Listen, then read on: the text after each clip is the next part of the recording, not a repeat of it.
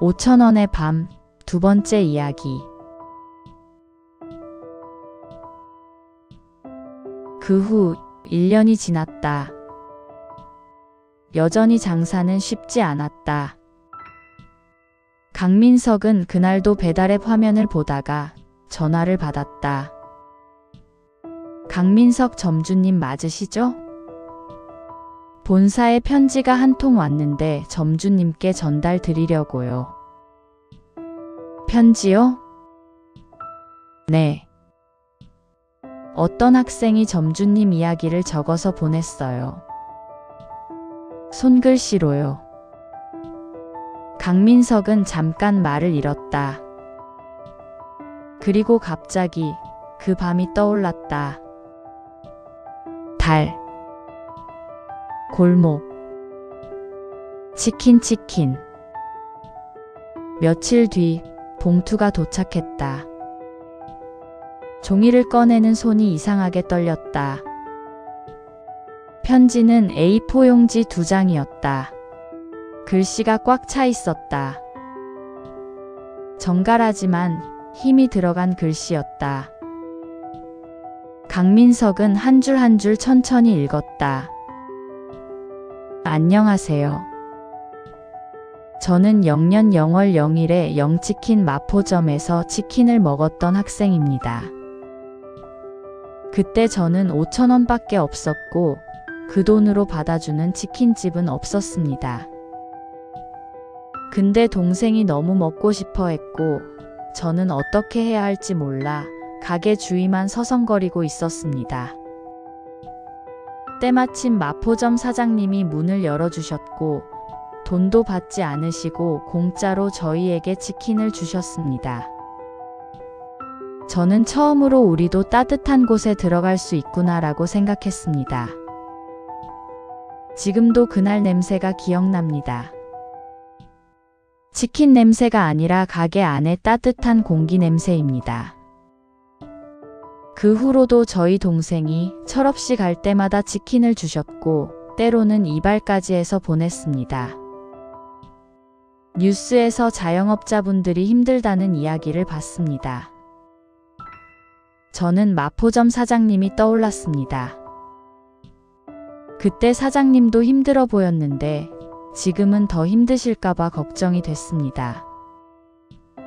도움을 드릴 길이 없어 마포점 사장님을 알리고자 본사에 편지를 써서 보냅니다. 앞으로 열심히 살겠습니다. 동생을 잘 지키겠습니다. 언젠가 저도 누군가에게 따뜻한 사람이 되고 싶습니다. 마포점 사장님 건강하세요. 강민석은 숨을 조용히 들이켰다. 그리고 눈을 감았다. 그 공기가 자신의 가게에 있었던 공기라는 사실이 믿기지 않았다. 강민석은 편지를 내려놓고 한참 가만히 앉아 있었다. 눈에서는 어느새 눈물이 흐르고 있었다. 가게 안은 조용했지만 마음속은 이상하게 따뜻했다. 마치 손난로를 쥔 것처럼. 그는 천천히 휴대폰을 들어 본사 번호로 다시 전화했다. 그 학생 연락할 수 있나요? 제가 한번 만나서 이야기하고 싶어요. 언제든지 밥 먹으러 오라고 전하고 싶습니다. 그러나 안타깝게도 그 아이 연락처를 알 수가 없었다. 그 후 며칠 뒤부터 이상한 일이 일어났다. 배달 주문이 갑자기 늘었다. 처음엔 오늘 운이 좋네라고 생각했는데 그게 아니었다. 이 사연이 언론을 통해 사람들에게 알려진 것이다. 주문 메시지에 낯선 말들이 적혀 있었다.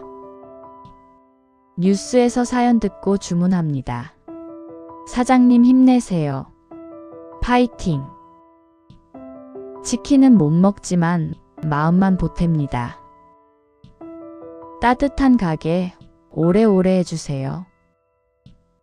어떤 사람은 멀리 살았다. 배달이 안 되는 지역이었다. 그런데도 결제만 하고 전화로 말했다. 사장님, 치킨은 못 받아도 괜찮아요. 그냥 고맙다는 말을 하고 싶어서요. 강민석은 감사합니다 라고 말하면서도 목이 자꾸 막혔다. 어느 날은 가게 문 앞에 작은 봉투가 놓여 있었다. 안에는 손편지와 함께 조용히 접힌 돈이 들어 있었다. 봉투 겉면에는 이렇게 적혀 있었다. 좋은 곳에 써주세요. 또 어떤 날은 누군가 작은 선물을 놓고 갔다. 따뜻한 차 세트였다. 밤에 드세요 라는 메모도 있었다. 주문이 너무 많아지자 강민석은 결국 하루 영업을 잠시 멈춰야 했다. 그는 가게 문에 종이를 붙였다. 죄송합니다. 잠시 쉬었다가 다시 열겠습니다. 그 종이를 붙이면서도 마음이 복잡했다. 기쁜데 조용히 울고 싶었다. 그때 본사에서 전화가 왔다. 점주님, 저희도 소식을 들었습니다. 영업에 필요한 부분을 지원해 드리겠습니다. 그리고 그 학생과 연락이 닿는다면 장학금을 전달하고 싶습니다. 강민석은 한참 말을 못하다가 전화기를 꼭 쥐며 겨우 말했다. 감사합니다. 네, 꼭 그 아이와 연락이 닿았으면 좋겠습니다. 그 편지를 받은 뒤 또 1년이 흐른 어느 오후 늦은 때였다. 손님이 들어왔다. 강민석은 튀김기 앞에 있다가 고개를 들었다. 문 앞에 두 사람이 서 있었다. 하나는 키가 컸다. 눈빛이 단단했다. 그리고 그 옆에는 머리가 짧게 정리된 어린 동생이 있었다. 동생은 강민석을 보자마자 환하게 웃었다. 아저씨.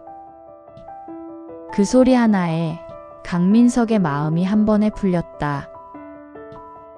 형이 천천히 고개를 숙였다. 안녕하세요, 아저씨. 강민석은 잠깐 말이 나오지 않았다. 그저 형의 얼굴을 바라봤다. 그때의 아이가 이렇게 자랐구나. 강민석이 먼저 말했다. 아이고, 많이 컸구나. 보고 싶었다. 그동안 잘 지냈니? 동생은 주변을 두리번거리며 말했다. 아저씨, 오늘도 치킨 냄새 나요.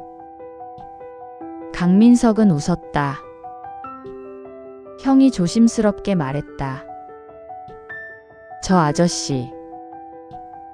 그날 공짜로 주신 치킨을 잊을 수가 없었어요. 저희 동생이 철없이 갈 때마다 챙겨주시고 머리도 깎아서 보내주시고요. 강민석은 잠깐 숨을 멈췄다가 천천히 내쉬었다. 그리고 형의 어깨를 가볍게 두드렸다. 아니, 뭘 그런 걸 가지고 그래. 어려운 형편에 잘 커준 게 정말 대견하구나. 너희 배고프지 않니? 어서 앉아. 아저씨가 치킨 줄게. 먹고 가렴. 강민석은 웃다가 눈이 살짝 뜨거워졌다. 그날 저녁 가게 한쪽 테이블에는 다시 치킨 한 마리와 말로 다 하지 못한 이야기들이 함께 놓여 있었다. 밖은 여전히 겨울 같았지만 가게 안 공기는 따뜻했다. 천천히 먹어. 뜨거워. 강민석은 조용히 말했다. 그 말이 그날 하루의 마지막을 가득 채웠다. 가게의 불빛은 늦은 밤까지 꺼지지 않았다. 이 이야기는 실제 있었던 일을 바탕으로 만든 단편 소설입니다. 지금도 어딘가에서 이런 밤은 계속되고 있을지 모릅니다.